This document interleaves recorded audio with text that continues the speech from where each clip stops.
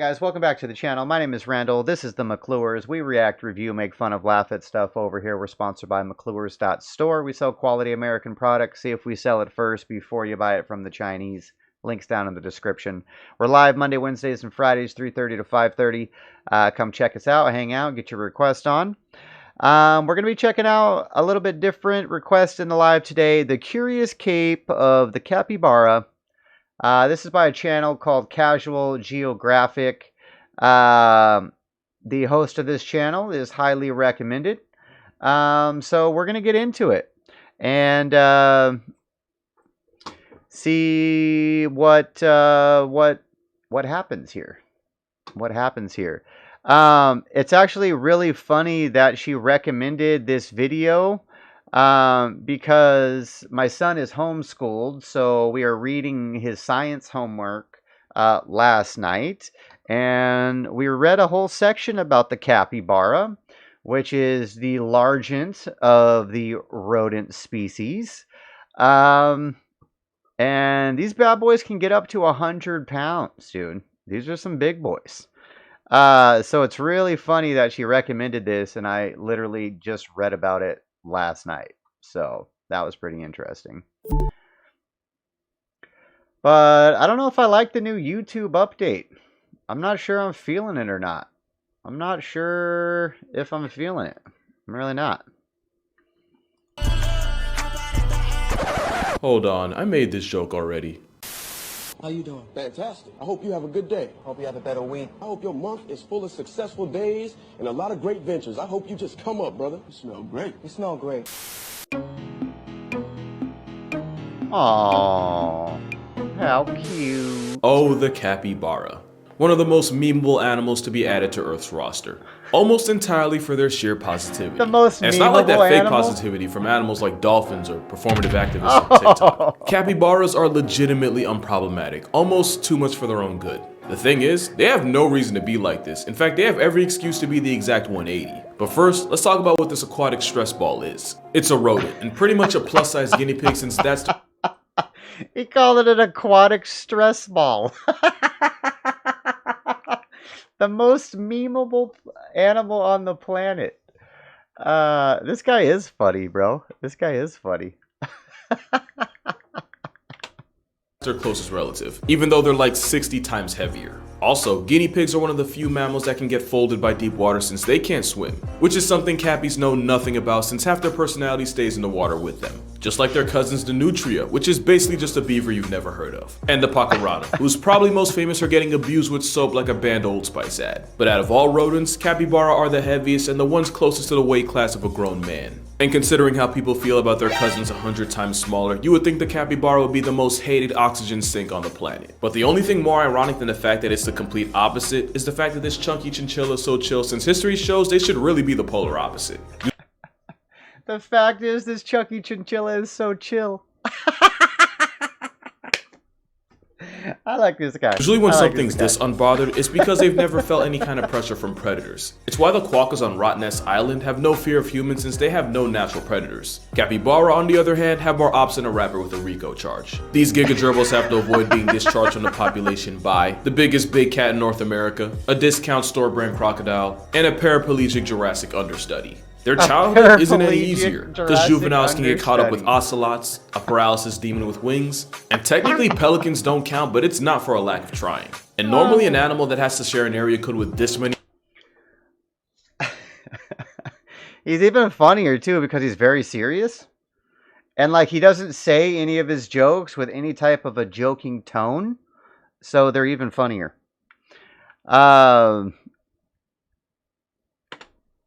Any threats to its way of life compensates by becoming a problem itself. For example, if zebras had a stripe for everything with the ability to bury them, they wouldn't have a single pixel of pale on them. And we all know those TV static stallions ride that excuse like they get tax breaks from it. It just makes more sense for a prey animal to be more willing to throw down. Predators get active to eat. Prey animals fight to live. But what doesn't make sense is a capybara doing the mannequin challenge 7 years late when there's a homicidal vice grip out looking for calories. It's kind of like honey badgers and capybaras are two ends of the nihilism spectrum. You got the four-legged assault Oreo who doesn't value anyone's life, not even its own, and then there's a hip The four-legged assault Oreo.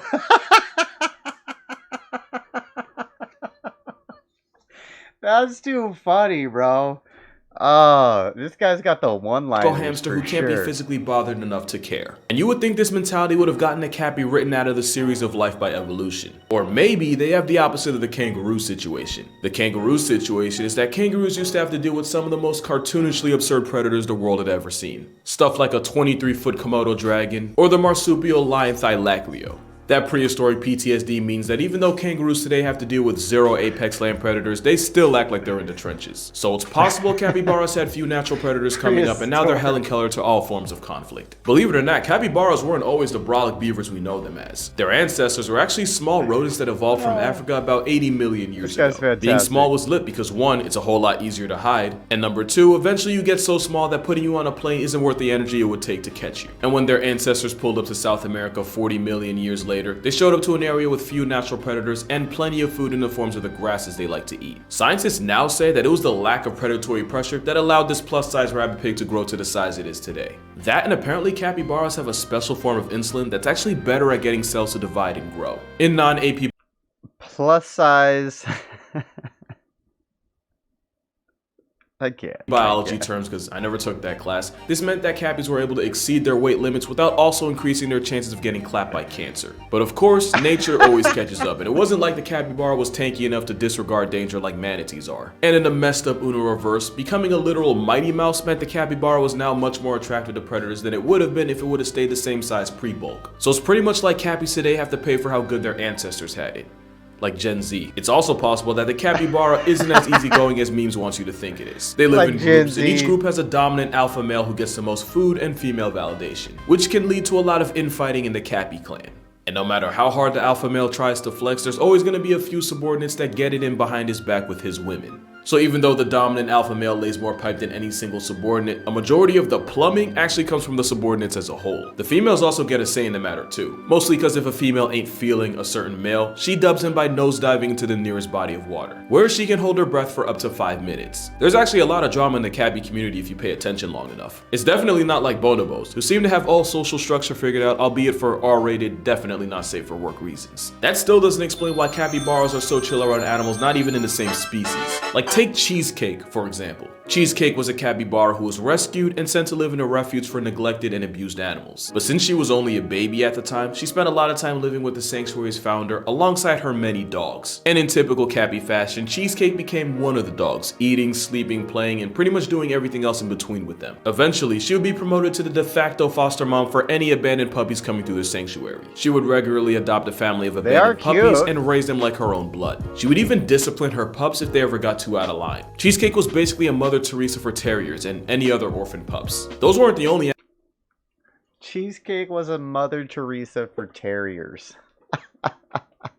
animals she adopted in her time. There's actually a really good reason why capybaras are the best rodents to leave your children with, and why they're the polar opposite of Chuck E. Cheese. Something about that cheddar feed never really sat right with me. Capybaras do this thing called alloparenting, where the adults take turns watching over the babies in a group in this kind of like revolving daycare system. They'll even go as far as nursing pups that aren't even theirs. Pray for bro on the left. He going through some stuff none of us can comprehend right now. The benefit is that in that animal did not look like they were enjoying that at all. In a jungle full of EDP-sized threats to minors, this actually increases the Cappy pup's chances at actually surviving long enough to celebrate their birthday. But it also means that Cheesecake wasn't just a stepmother, she was the mother that stepped up. Also, I just want to say that the same sanctuary would end up getting another capybara named Cobbler, and now Cheesecake and Cobbler are homies, and I feel like we should just take some time to appreciate that. Another thing to appreciate is that plenty of other animals like monkeys or painted dogs do the whole alloparenting thing, but Cappies are the only rodents that do it. Well, actually, technically not really. Turns out red squirrels will adopt orphans as long as they're somewhat closely enough related to them. But that's not the same as having a built-in nursery system in the group. So it seems that being So a squirrel had taken a cousin, not a stranger.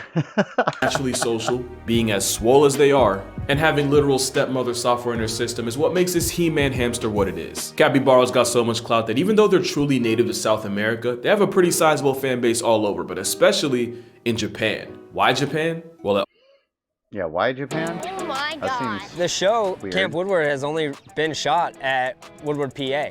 So every kid that Well, it all started in the Izu Shaboten Zoo in 1982. A worker was cleaning out an enclosure with hot water when he turned around and realized that all the capybara were huddled around a warm puddle that had formed. The worker said, "Bet, or whatever the equivalent in Japanese would be. And ever since, the Izu Shaboten Zoo would create these traditional hot yuzu baths for the water-loving hippo hamsters to enjoy. Which is the entire backstory as to how this video exists. And because whatever Cabybara received, they give back tenfold, these videos going viral single-handedly brought in thousands, hundreds of thousands, and even millions of yen in revenue, all from people wanting to see them.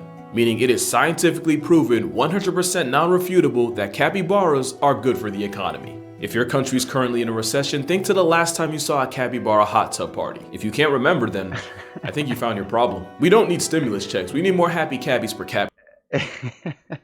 We need more happy cappies per capita. That's why there are entire websites dedicated to finding the closest capybara in your area. So if I ever post a picture of me and a capybara with no context, this is the context. Capybaras are such an unlimited serotonin hack that naturally people are gonna ask if they're good pets. And my answer is, yeah, they'd probably be good pets. Question is, would you be a good owner? Here's why you probably wouldn't. One is that they poop. A lot. They kind of have the panda problem where they eat things that don't give them a whole lot back, so to compensate they eat a whole lot more of it. Which means they seem to drop deuces at will. You might not get to notice just how much because capybara also take part in coprophagia, which in NICE 2023 YouTube guidelines terms means to eat food twice to get all the nutrients out of it. And if you can handle watching this infinite food glitch in action, there's the fact that you have to feed them in the first place. Remember, we're talking about a gerbil that can weigh as much as you. But you're not just feeding one cappy. Since they're social animals that don't do well alone, you'd have to adopt a buddy for him or even another one after that. Because two's company, but three's apart. And no self-respecting cappy would hop out at the after party with not from that other angle. All jokes aside, that same logic is why Switzerland considers a guinea pig a victim of abuse if it has to live alone. It's really not that different for a guinea pig. Guinea pig.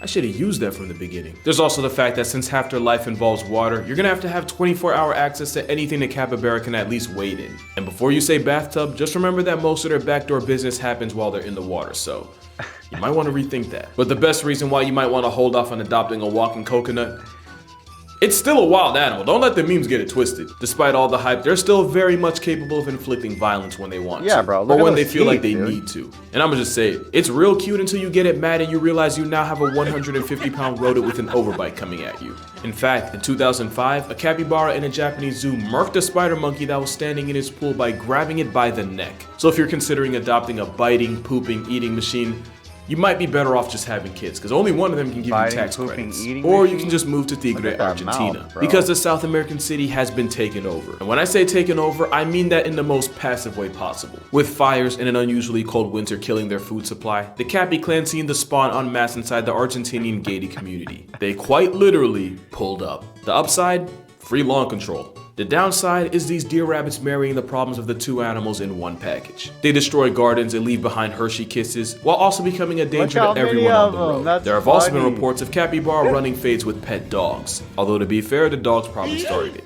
But there is another bright side if you want to look at it that way. The biggest threat to a capybara isn't a jaguar or a caiman, it's actually humans who have historically hunted them for their meat and for their hide to turn into leather. We're their biggest op by far. Yeah, I was just gonna say, can you eat it? What's it taste like, bro? I'm not gonna be mad at it. And the fact that they're doing it to a gated, rich community, there's a moral in there somewhere. But that's gonna do it for this video. For more consistent uploads, be sure to check out my TikTok and Instagram. I try to post daily on both. And if you'd like to support this channel beyond subscribing, also okay, this guy is super funny, so if you haven't checked him out, make sure you go check out his channel.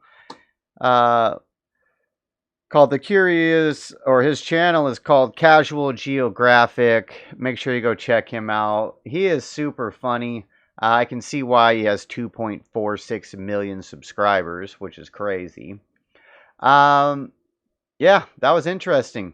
So the capybara, giant ass dog rodent.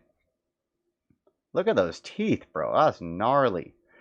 Alright, appreciate you guys stopping by for that one. McClures.store. If you want to support the channel, links down in the description. We're live Monday, Wednesdays, and Fridays. If you want to come hang out with us, get your requests in, all that good stuff. Take care. Appreciate it.